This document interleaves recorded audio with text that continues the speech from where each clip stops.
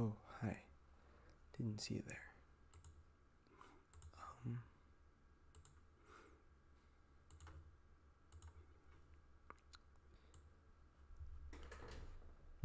Although my dad may disagree, climate change is here. It's not going away.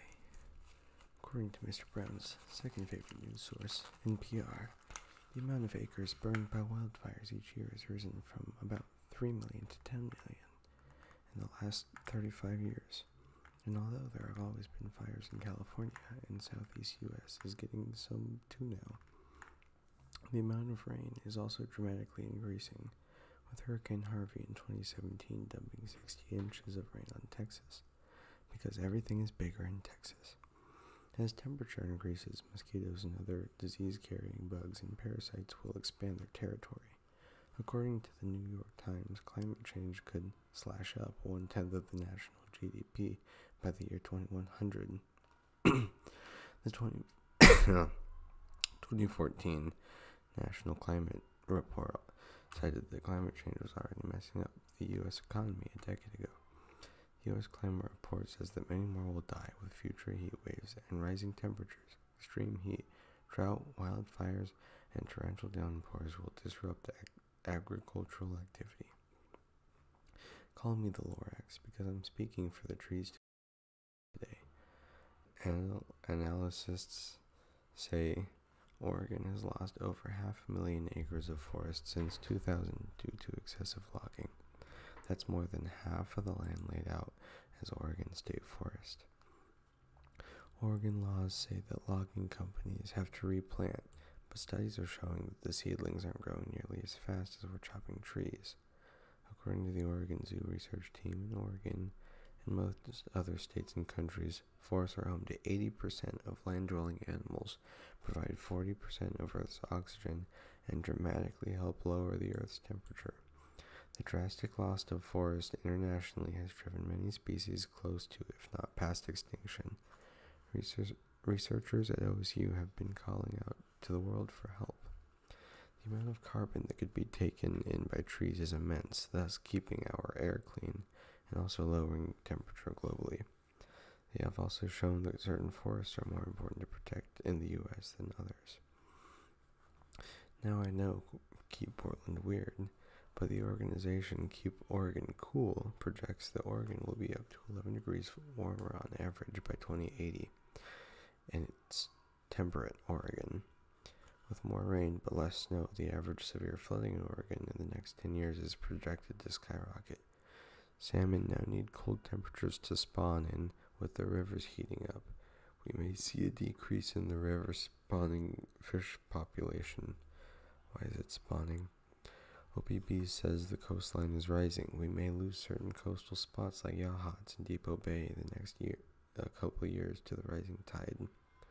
In 2021, Oregon lost 175 kilohectares of natural forest, or about 123 megatons of carbon batteries, compared to a little more middle America that is much worse than Montana's 56 kilohectares, or about 16 megatons of carbon storage.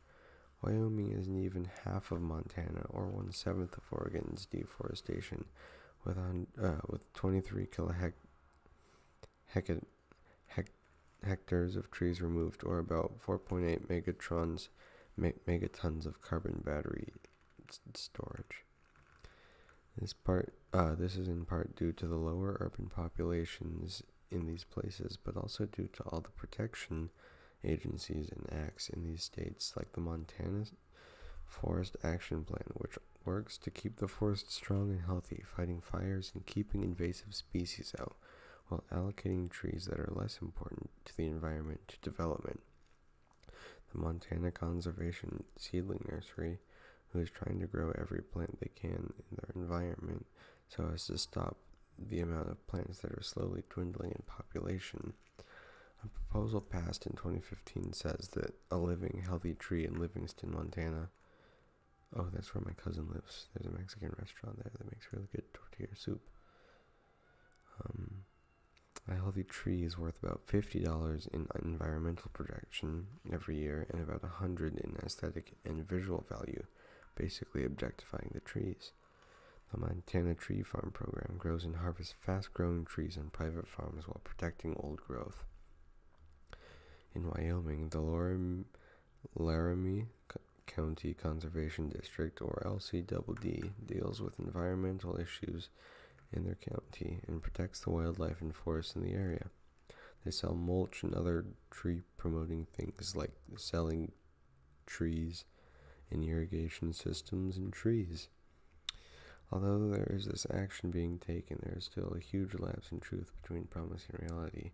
The current President Joe Biden promised to work towards stopping illegal deforestation in the U.S. at COP26, but then started pushing to keep taking the old growth from the Kootenai Nationally Protected Forest, something that our former President Donald Trump had already started. Not much is being done to stop deforestation in our country, but Congress did pass a law in October of 2020, making it criminally punishable to import things to the United States made out of illegally deforested wood from other countries. This is crucial in helping save the Amazon, Jeff Bezos' rainforest in South America, the largest mass of trees in the world, from illegal deforestation, most of which is exported right here to the US of A. There may be hope for us yet.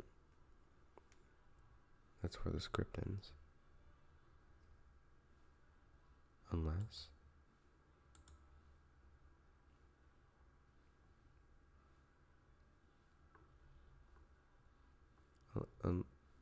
unless what? It's just citations. It's just citations. Unless someone like you cares a whole awful lot, nothing is going to get better.